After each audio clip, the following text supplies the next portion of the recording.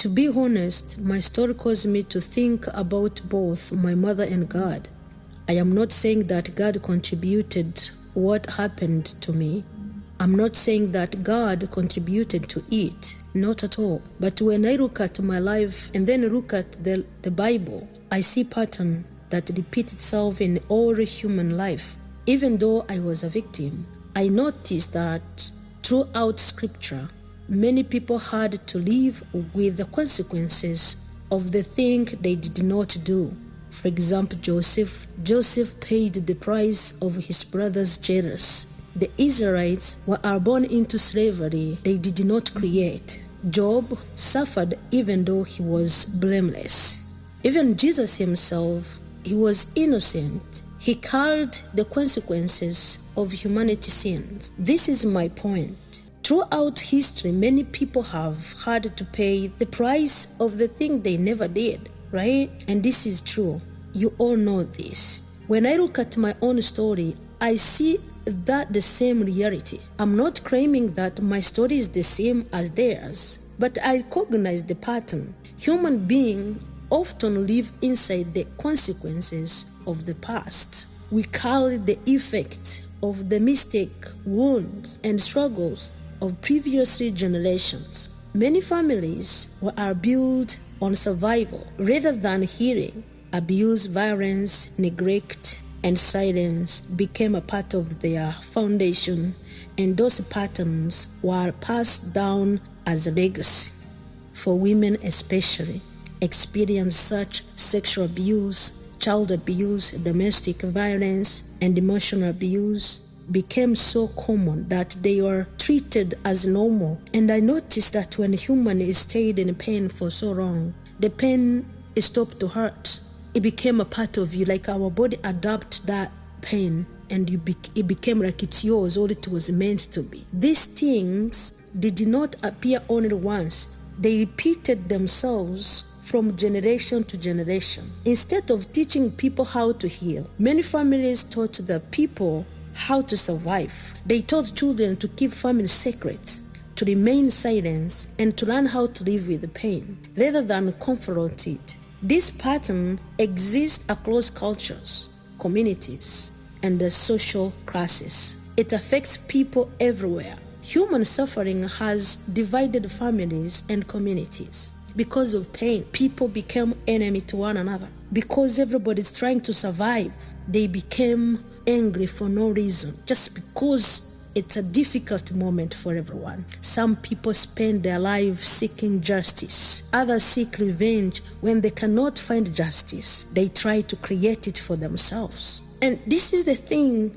concerning me most of the time. In doing so, they sometimes became trapped in the same cycle that wounded them. Because they're trying to find justice and find a place to breathe, they end up trapped themselves more and more. Many people cope with their pain through drinking, smoking, partying, or their other forms of escape. They hide their struggle because they are ashamed of them. Humans hate to feel ashamed. The shame can make you disappear. Shame can make you lose pride. You feel like you had no confidence because you are ashamed. Shame pushed me to be alone for more than 30 years. Shame I never created or bring to myself. Humans refuse to admit that they are not okay. Sometime in my conversation, when I was trying to share with you my story, I suddenly somehow feel like I want to pretend that I was healed. I want to pretend that I'm okay.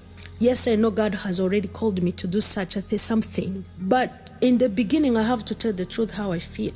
Because if I refuse to admit what had happened to me, I'm not going to be able to go forward. Look, the more we pretend to be okay, the more we risk hurting the people we love. When someone is triggered by unsolved pain, most of the time we react without thinking. And later, when everything settles down, we regret our action. Humans regret their action. Then shame appears. Fear follows. Fear of being exposed. Fear of being judged. Instead of accepting and take responsibility of our action and face the mistakes, some people try to cover the mistake up.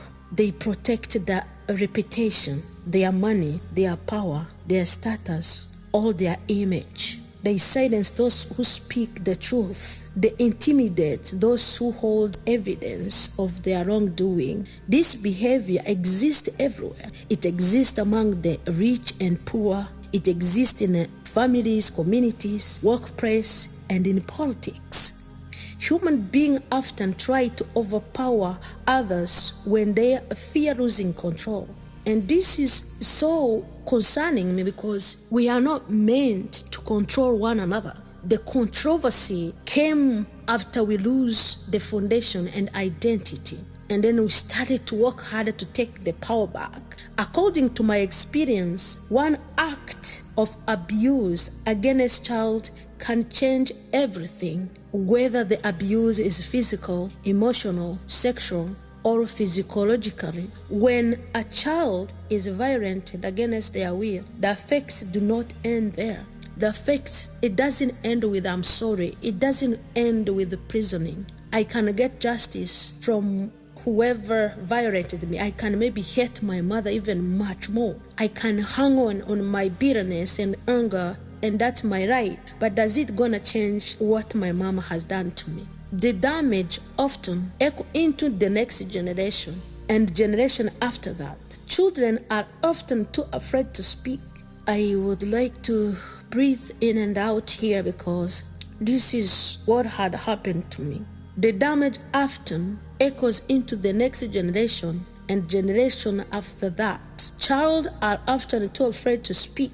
Shame convinces them to stay silent. Fear teaches them to hide what had happened. But hidden pain does not disappear. Instead, it grows. A person carries shame for years and often builds their life around covering it. They end up carrying the burden they never created. Then years later, the pain resurfaces like a storm. When it does, it affects not only them, but also the people around them.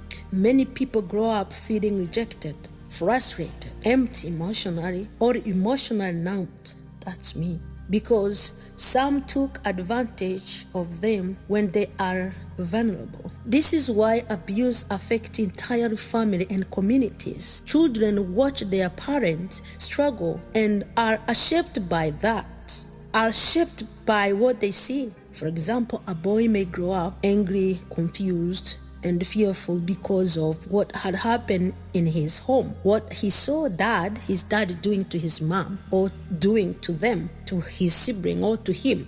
A girl may grow up carrying resentment, distrust,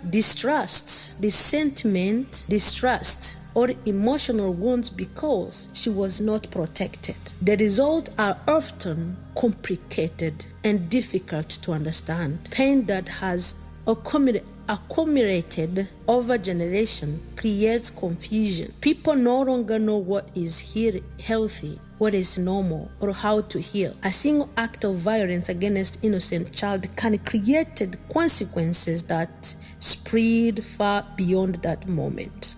Today, many people are carrying wounds they did not create. We have become confused, divided, and exhausted by the cycle of pain that have been repeatedly for generations. No human being can fully heal the soul of another person, whether Christian or non-Christian, rich or poor. Every person eventually discovers the limits of human solutions. I believe that only the Creator fully understands the depths of our suffering and the condition of our hearts. Without healing, pain continues from generation to generation. Covering the pain is not solution. My advice to women, men, and young people is this. Since the time of Adam and Eve, human beings have struggled with responsibility. According to the Bible, we often blame others instead of facing our weaknesses. We hide our mistakes instead of admitting them. We protect our image instead of pursuing the truth. The refusal to accept responsibility has cost us our dignity, our honesty, and our connection with one another. A life built on the shame and rise eventually destroys itself. The answer is not denial. The answer is honesty. Let us acknowledge that we have been hurt. Let us acknowledge where we have failed. Let us surrender our pride and our ego. Every one of us needs healing. Every one of us needs a healer. A child whose life has been turned upside down by abuse did not create that pain. Yet that child often spends years carrying its consequences. When a life is built upon hidden wounds, shame, and deception, those foundations eventually collapse. Healing begins when the truth is finally allowed to come into the light. You're listening to Project 31, The Rise of the Forgotten. I am Jeanette N, the Witness. See you in the next episode.